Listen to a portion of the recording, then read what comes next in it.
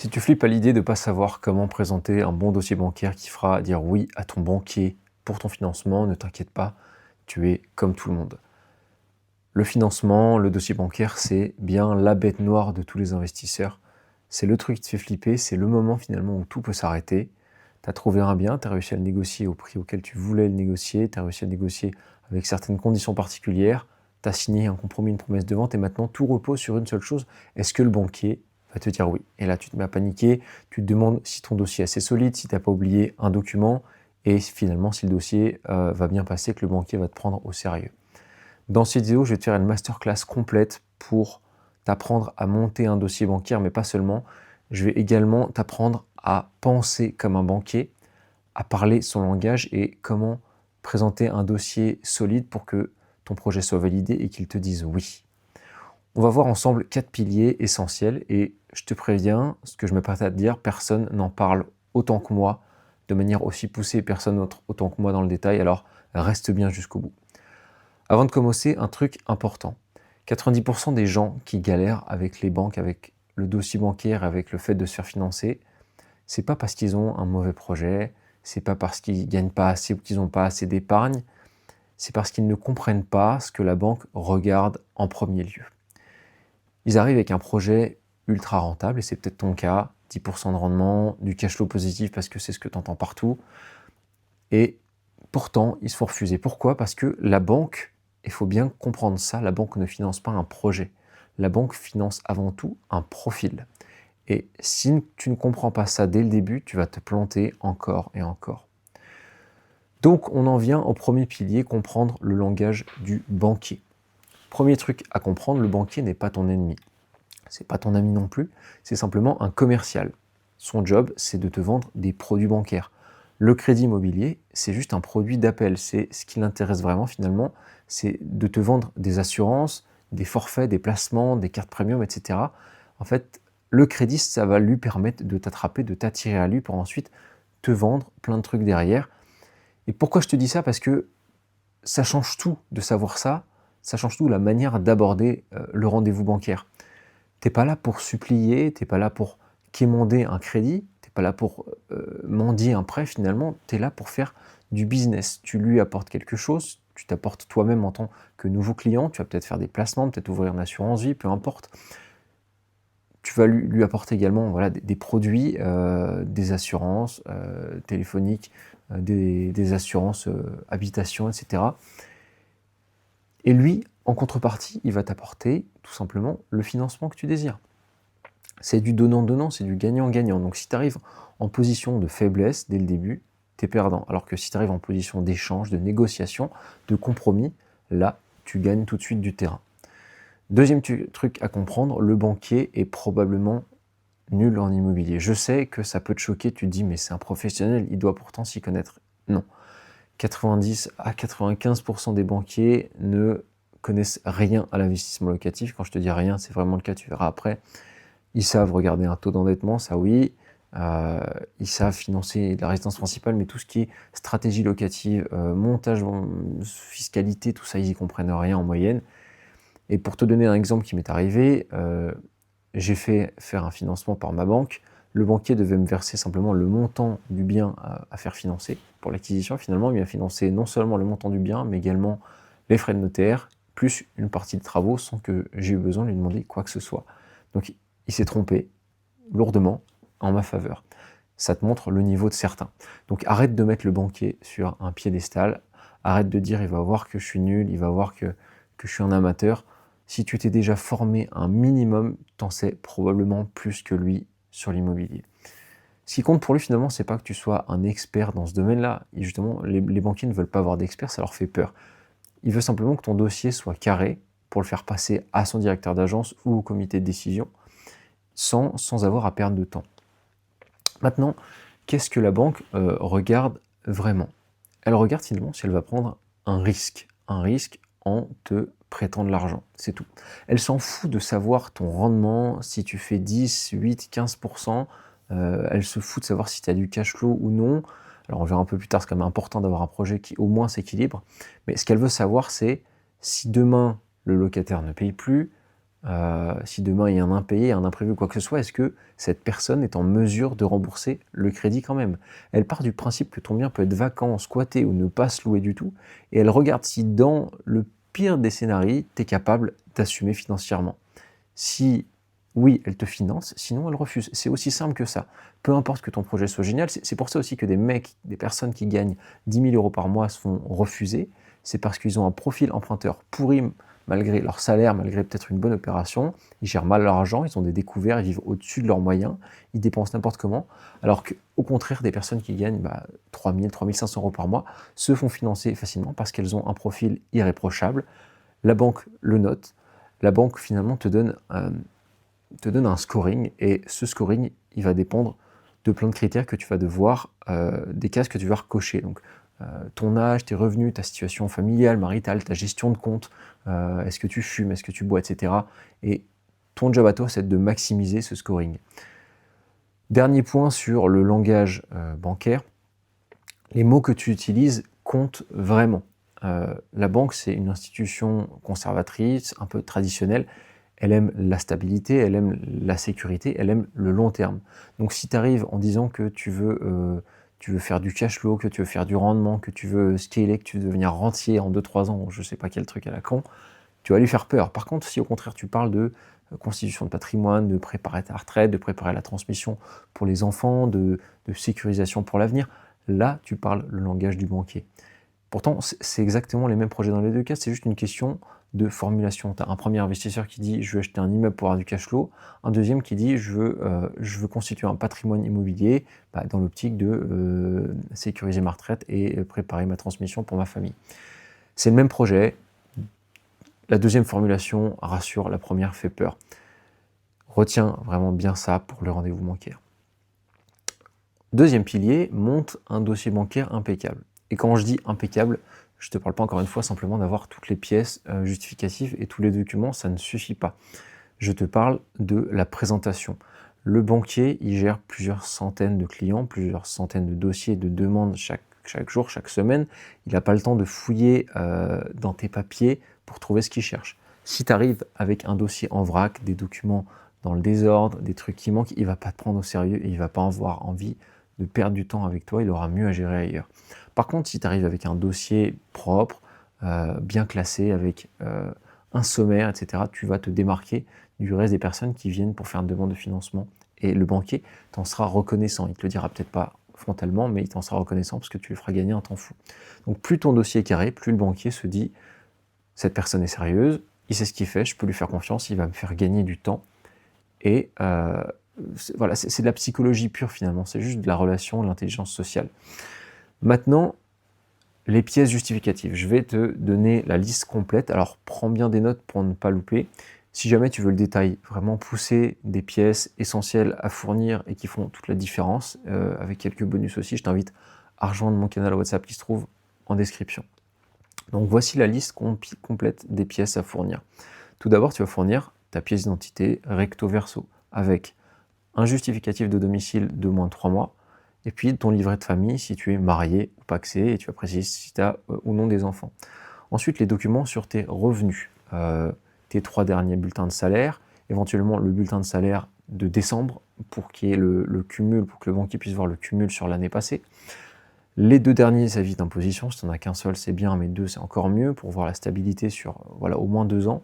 Si tu es entrepreneur, il va te demander les 3 derniers bilans de ta société. Alors si tu as à peine commencé, fournis un premier bilan, ce sera toujours ça de prix, ou fournis tout ce qui peut jouer en ta faveur finalement.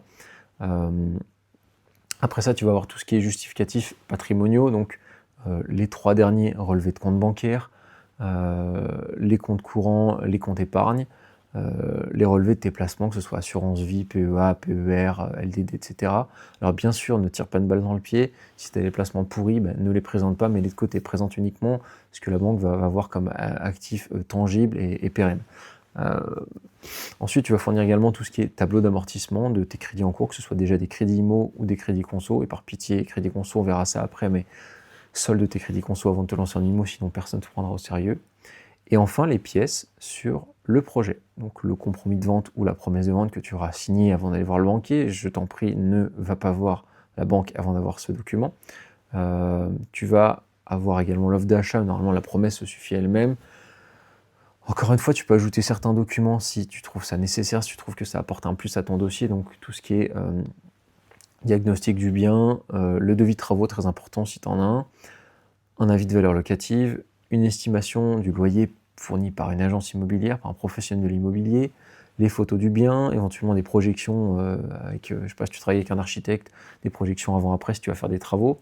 Et puis quelques documents aussi bonus qui font la différence. Donc une simulation de rentabilité claire avec un plan de financement et une synthèse tout simplement d'une page que tu vas mettre comme une page de garde qui présente le projet pour que le banquier puisse directement comprendre de quoi tu parles et finalement ce que tu souhaites, ce que tu demandes en venant le voir.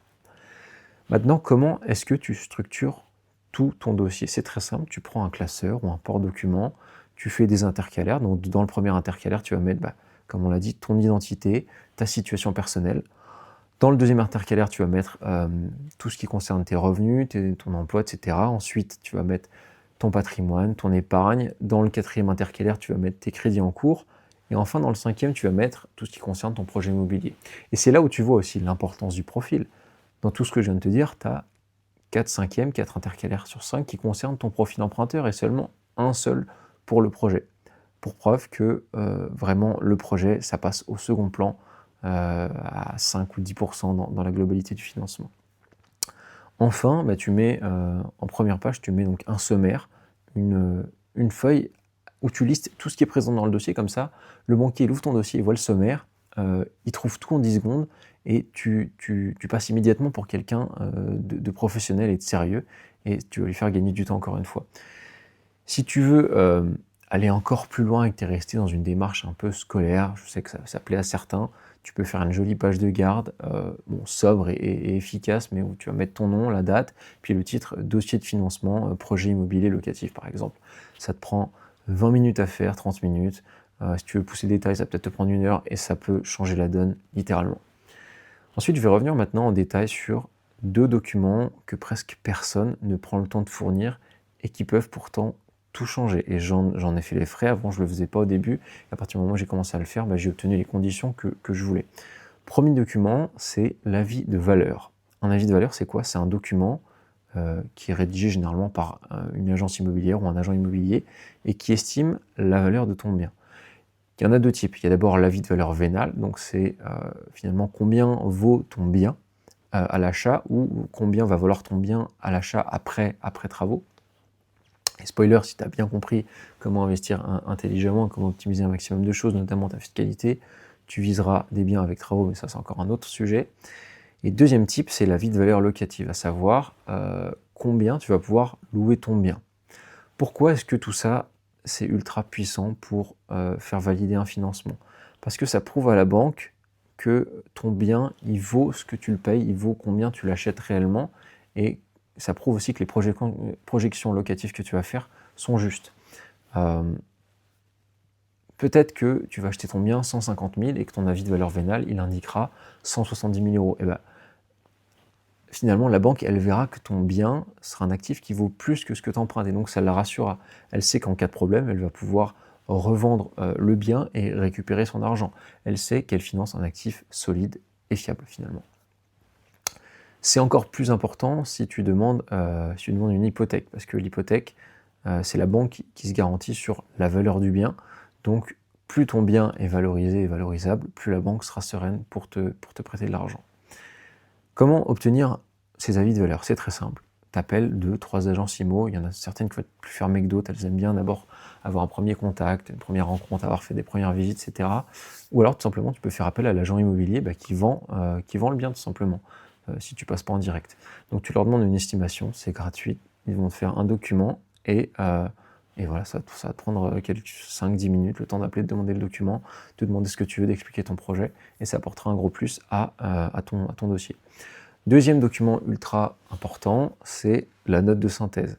Donc c'est une seule page, vraiment une seule, qui résume tout ton projet. Tu mets qui tu es, ton nom, ton âge, ta profession, ta situation familiale, en fait tout ce qu'on a dit, ta situation financière, tes revenus, ton épargne, les crédits que tu as en cours,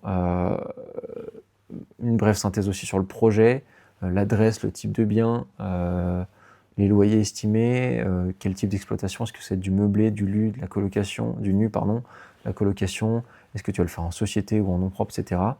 Donc, ce que tu demandes à la banque aussi, la durée, le montant, le type de garantie, etc. Enfin, vraiment, tu mets tout sur cette page de synthèse et vraiment, il faut que ça soit clair et concis et synthétique. Le banquier lit ça en 2 minutes, il comprend tout ton projet et il peut présenter ton dossier à sa hiérarchie, si tu passes pas directement avec le directeur d'agence, sans avoir à tout réexpliquer derrière, sans avoir à présenter page par page le dossier qui va en faire des dizaines. Donc c'est vraiment un game changer et fais bien attention à inclure cette pièce dans ton dossier, tu verras que ça fait toute la différence. On en arrive maintenant au troisième pilier, et c'est le plus important donc, tu l'as bien compris, c'est ton profil emprunteur. Je vais me répéter, je ne me répéterai jamais assez parce que c'est essentiel. La banque ne finance pas un projet, elle finance un profil. Tu peux avoir trouvé la meilleure opération du monde à 15%, 20% de rendement, je m'en fous, du cash flow, un cash flow de malade de 2000, 3000 euros, un emplacement parfait. Si ton profil est mauvais, si ton profil est pourri, tu te feras refuser. À l'inverse, même si ton projet est moyen avec 6%, 7% de rendement, tout juste à l'équilibre, si ton profil est excellent, bah, tu te feras financer. C'est injuste, mais c'est comme ça, c'est le jeu de l'immobilier, il faut connaître les règles, il faut savoir jouer avec. Donc ton objectif premier, avant même de chercher un bien, et encore tu peux le faire en parallèle pour optimiser, mais c'est de préparer ton profil. Première étape, tu vas nettoyer tes comptes bancaires. Tu vas faire en sorte d'avoir des comptes bancaires clean. Pour rappel, la banque, elle va te demander tes 3 derniers relevés de compte. Et ça va être un peu comme ton CV financier, ton CV bancaire. Si elle voit des découverts, direct, c'est mort. Si elle voit que tu as des dépenses excessives, que tu as des prélèvements pour des paris en ligne, c'est mort. Si elle voit des abonnements inutiles, des achats compulsifs, ton scoring bancaire, on en parlait un peu plus tôt, il va dégringoler. A l'inverse, si elle voit 0 découvert, une épargne régulière, même 100, 200 euros, même pas grand-chose, des dépenses cohérentes avec tes revenus et à la fin un reste à vivre qui est confortable, là tu vas passer pour quelqu'un de sérieux, pour quelqu'un de fiable financièrement. Donc minimum 3 mois avant ta demande de prêt, tu nettoies bien tous tes comptes et tu fais bonne figure face à la banque. Tu supprimes les abonnements inutiles, tu arrêtes tes dépenses douteuses, tu mets en place un plan d'épargne, même si c'est pas grand-chose encore une fois, avec un intitulé en gros épargne pour que la banque comprenne bien quand elle lira tes relevés de compte. Et crois-moi, 3 mois de compte propre, ça peut faire toute la différence. Et si jamais tu as tes découverts, et tu sais que tu vas les avoir pendant encore quelques temps, si tu as des découverts récurrents, finalement, attends, prends 1 ou 2 mois de plus pour pouvoir assainir tes comptes. Ce ne sera pas du temps perdu dans tous les cas, c'est de la préparation en parallèle, encore une fois, de la recherche du bien et de tout ce qui suit avant l'étape de la banque. Étape 2, tu montres ton épargne. Même si tu ne veux pas mettre d'épargne dans le projet, si tu veux faire du sans apport, du 100, 110%, le fait d'avoir de l'épargne, ça va rassurer la banque. Si tu as 30 000 euros de côté, que ce soit sur n'importe quel support, même un livret, une assurance vie, et que tu demandes un financement à 100%, la banque voit que tu as de quoi faire face aux imprévus et que tu vas pouvoir régler les impayés, etc. avec ton épargne. S'il y a un problème avec ton locataire, elle va se dire que tu vas pouvoir tenir plusieurs mois. C'est très différent, c'est l'exact inverse de quelqu'un qui vient pour demander un financement à 100%, mais qui n'a pas d'apport. Donc, même si tu ne mets pas d'apport, finalement, montre que tu pourrais le faire. Et paradoxalement, la banque acceptera davantage de prêter sans apport à quelqu'un qui a beaucoup d'épargne qu'à quelqu'un qui a peu de fonds disponibles et qui n'épargne rien. Donc, montre tes livrets, ton livret A, ton assurance vie, ton PEA, ton PER, voilà, tout ce que tu peux trouver et qui joue en ta faveur. Parce que finalement, l'épargne, c'est une preuve de discipline. Si tu épargnes un peu tous les mois, c'est une preuve de discipline. Et la banque aime les gens qui savent se discipliner. Étape 3, tu vas optimiser ton reste à vivre. Le reste à vivre, c'est ce qui te reste dans ta poche une fois que tu as payé toutes tes charges tous les mois, donc c'est-à-dire tes charges fixes, loyer, assurance, tes crédits en cours, etc. La banque va regarder ça de très près. Si ton reste à vivre est trop juste, encore une fois, même si tous les autres critères sont remplis, elle refusera certainement de te prêter. Parce qu'elle se dit que tu seras incapable d'absorber le moindre imprévu ou le moindre impayé locatif, par exemple. Comment tu optimises? Déjà, tu rembourses tes crédits conso, encore une fois, avant de demander un prêt. Un crédit conso même à 100, 200 euros par mois, ça peut te faire refuser un prêt. Tu renégocies tes assurances, tu supprimes toutes tes charges inutiles, tes abonnements, etc. On en a déjà parlé plus tôt. Tu fais en sorte d'avoir un reste à vivre le plus élevé possible le jour où tu vas déposer ton dossier, tu vas prendre ton rendez-vous à la banque. Petit point spécial si tu es entrepreneur et si tu as des revenus par conséquent irréguliers. La banque déteste les revenus irréguliers, c'est signe d'instabilité. Elle n'a pas de visibilité là-dessus. La banque aime les CDI, les fiches de paie qui se ressemblent, l'ancienneté, etc. Donc si tu es entrepreneur, tu dois faire en sorte de lisser tes revenus. Pour ça, tu vas te verser un salaire fixe tous les mois depuis ta société, avec le même montant, à la même date, pendant 3 à 6 mois minimum. Sur tes relevés de compte perso, la banque, elle va voir un virement régulier qui va ressembler à un salaire. Et c'est pas de la triche, c'est juste ta société qui te paye, qui te rémunère, qui te verse un salaire, mais tu structures ça simplement de manière à rassurer le banquier. Et tu gardes tes dividendes ou les revenus variables en plus, et la banque verra ça dans tes bilans, il n'y a pas de souci. Mais le salaire fixe, c'est vraiment ce qui crée la stabilité apparente et immédiate.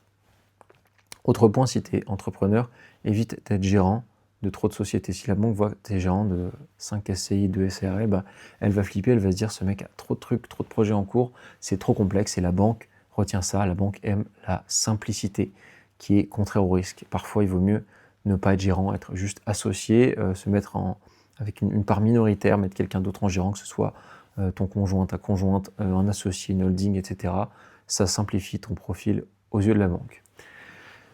Ensuite, on arrive au quatrième pilier, présenter une opération rassurante, parce que ça ajoute quand même un certain attrait à ton dossier et à ta validation de financement. Tu dois comprendre un truc, la banque veut se sécuriser, la banque a peur que tu ne puisses plus rembourser ton crédit. Donc elle a peur finalement de perdre son argent, elle a peur de perdre du temps, à devoir faire des démarches, des procédures interminables pour aller récupérer ce que tu lui dois, pour aller récupérer finalement, se rembourser un crédit non soldé. Donc ton job, ton travail, ton unique mission, c'est de la rassurer. Montrer que ton opération est solide, sécurisée et pérenne dans le temps. Parle-lui en la rassurant, ne lui parle pas de rendement, ne lui parle pas de cash flow encore une fois, ça elle s'en fout. Parle-lui de sécurité, de patrimoine, de long terme. Je t'ai parlé de vocabulaire en début de langage bancaire, en début de vidéo. Je vais te lister quelques termes, quelques expressions qui rassurent la banque. Alors prends bien des notes et essaie de les ajouter à ton jargon quand tu présenteras ton dossier. La banque veut entendre des termes comme par exemple constitution de patrimoine, préparation de la retraite, transmission aux enfants, investissement long terme, sécurisation de l'encours bancaire, sécurisation de l'avenir, diversification patrimoniale, complément de revenus pour la retraite, etc. Tout ce genre de termes rassurants et un peu bon père de famille. Au contraire, évite les mots comme cash flow, rendement, rentier, indépendance financière, liberté financière, scaler, effet de levier, tout ça, optimisation fiscale, etc. Dans les deux cas, ça restera le même projet, mais la première liste de mots, le premier jargon employé va rassurer la banque, alors que le deuxième va l'inquiéter au contraire. Donc, quand tu parles au banquier, n'utilise que la première liste exclusivement. Ensuite, tu dois montrer que le risque est maîtrisé et que tu sais ce que tu fais. Premier point, l'emplacement. Tu expliques que le bien est dans une zone à forte demande, à forte tension locative, que le marché est tendu dans cette zone. Puis tu montres tous les points d'attrait, qu'il y a des écoles, des commerces, des bassins d'emploi, des transports en commun qui permettent de se bouger facilement, que c'est un secteur également qui se valorise. Et la banque veut savoir que si elle doit revendre le bien en dernier recours, finalement, elle va pouvoir le revendre rapidement et trouver un acheteur rapidement. Deuxième point, le locataire. Tu expliques ta cible locative, à qui tu vas louer. Est-ce que c'est des étudiants, est-ce que c'est des jeunes actifs, des couples avec ou sans enfants, des familles, etc. Tu montres que la demande existe sur le secteur que tu vises. Troisième point, est-ce que les loyers couvrent le crédit? Tu montres un calcul simple. Les loyers pondérés à 70%, c'est-à-dire 70% des loyers, donc tout ça c'est pour tenir compte des charges, des imprévus, des éventuelles vacances locatives d'un mois, etc. Tu montres que tout ça va couvrir au minimum la mensualité de crédit.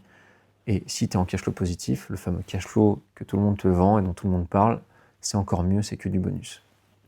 Mais au minimum, tu dois être à l'équilibre. Alors, sauf cas exceptionnel, si tu investis dans des grandes villes comme n'importe quoi, comme Paris ou Lyon, et que tu sais qu'en achetant, en faisant des travaux. Bon, les travaux, ça va pas changer selon la zone, hein, sauf si tu fais du haut de gamme. Mais si tu es à Paimpol-les-Oies ou à Paris, ton prix de travaux il sera toujours à 1000, 1500 ou 2000 euros du mètre. Sauf que si tu as un prix au mètre carré élevé, forcément, tu revendras ton bien beaucoup plus cher. Donc, même si tu sais que tu vas pas générer un gros cash flow, voire être en négatif, si tu es dans une grande ville comme Paris ou Lyon, par exemple, c'est pas grave d'être en négatif parce que tu vas peut-être prendre 100 000 euros de valorisation de ton bien en 1 an, 2 ans, 3 ans. Voilà, c'était une petite aparté. Quatrième point, on en parlait quelques minutes plus tôt, tu as de quoi tenir si ça se passe mal. Donc tu montres ton épargne, tu montres ton reste à vivre, encore une fois, tu démontres clairement que même si le bien ne se louait pas, même si le bien restait vacant 6 mois, squatté, etc., tu aurais de quoi payer le crédit sans aucun problème. C'est ce que la banque veut voir, c'est ce que la banque veut entendre.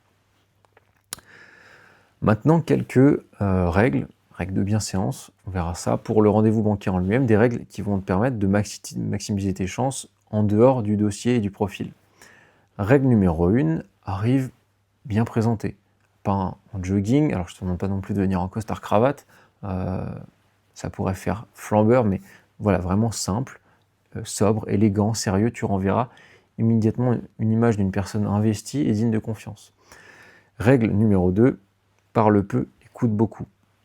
Évite de te justifier, ne raconte pas ta vie, réponds simplement aux questions que va te poser le banquier de manière concise et précise, parce que plus tu parles, plus tu risques de dire quelque chose qui va tourner en ta défaveur, quelque chose qui va aller contre toi et qui va inquiéter le banquier. Et ça, c'est à tout prix ce qu'on veut éviter. Donc, laisse-le mener l'entretien, réponds à ce qu'il demande, pas plus, et appuie uniquement sur les faits, sur les points importants quand c'est nécessaire. Règle numéro 3, ne négocie pas trop. Le banquier, encore une fois, c'est un commercial. Si tu lui demandes tout, si tu lui demandes le meilleur taux, pas de frais de dossier, pas d'apport, indifféré, le 110%, etc., il va se braquer et il va te prendre pour un fou furieux. Tu peux négocier 2-3 points, mais pas tout. Il faut savoir bien choisir ses batailles sur le plan bancaire. Le différé et la durée et le sans-apport, c'est souvent plus important que les frais de dossier, les frais de garantie ou le taux, ça on s'en fout. Règle numéro 4, sois prêt à les voir ailleurs si jamais ça n'aboutit pas, si jamais ça ne conclut pas. Le banquier doit sentir que tu n'es pas désespéré en fin de compte et que tu n'es pas là à le supplier de te prêter de l'argent, que tu as d'autres options. Donc ne laisse jamais paraître ou ne dis jamais que finalement ce rendez-vous c'est ta seule chance. Dis plutôt que, voilà, même si ce n'est pas vraiment le cas, tu dis tu as plusieurs banques en parallèle, tu as plusieurs offres et tu vas avoir envie de les comparer. Ça change la dynamique. Il sait qu'il peut te perdre potentiellement si tu présentes bien les choses, il sait qu'il peut perdre un client potentiel, donc par là même perdre de l'argent, perdre des primes, etc. Règle numéro 5, l'une des plus complexes, mais quand même super si tu arrives à l'atteindre, vise le directeur d'agence. Le conseiller classique a une délégation vraiment limitée. Il va devoir faire remonter le dossier à sa hiérarchie et à son directeur d'agence qui peut souvent valider des dossiers parce qu'il a une délégation plus élevée, c'est-à-dire qu'il a un montant qui peut lui-même accepter, qui peut lui-même financer plus élevé. Donc ça peut être de l'ordre de 300 000 euros, 500 000 euros, voire plus, parfois jusqu'à 1 million.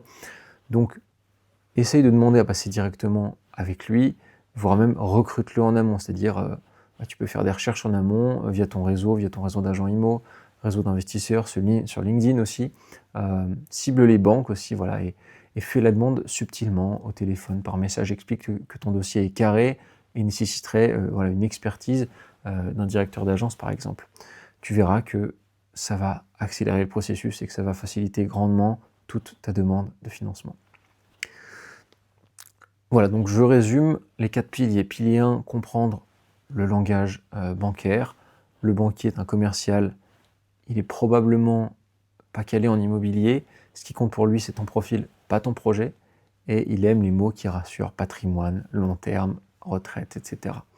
Pilier numéro 2, monter un dossier impeccable, un dossier qui est propre, qui est structuré, qui est carré, avec un sommaire, avec toutes les pièces justificatives et les documents bonus qui font la différence. Donc un avis de valeur, comme on a dit, vénal ou locatif, et une note de synthèse en page de garde.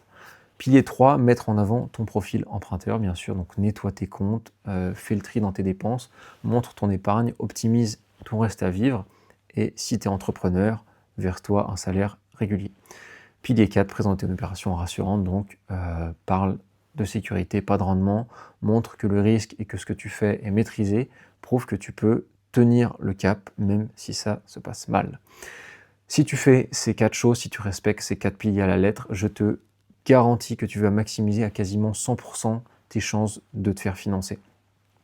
Même en période de taux, même si tu as déjà des crédits, même dans toutes les pires situations.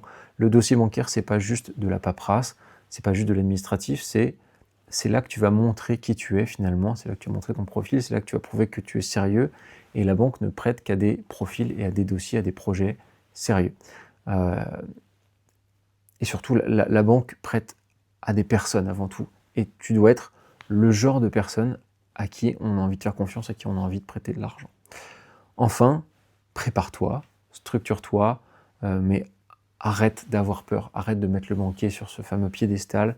Le banquier ne va pas te manger, c'est juste une personne qui a besoin d'être rassurée. Alors, sois là pour le rassurer et tu verras qu'il te financera.